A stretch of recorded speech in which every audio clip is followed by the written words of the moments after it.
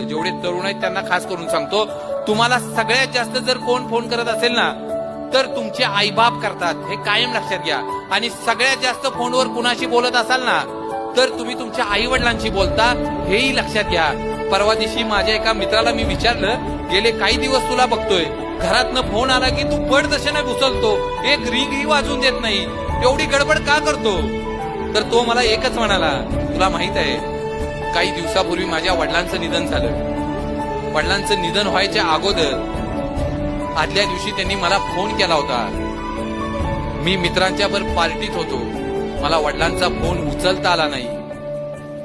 मी ज्या दिवशी सकाळी वडिलांना फोन केला ना त्यावेळी वडील आयसीयूत होते आणि मी हॉस्पिटलमध्ये जाईपर्यंत वडील या जगात राहिले नव्हते. मला माहित नाही की वडिलांना शेवटचं माझ्याशी काय बोलायचं होतं. तेवढ्यासाठी आईचा, घरातला कुणाचाही फोन आला ना मी दुसऱ्या सेकंदाला उचलतो.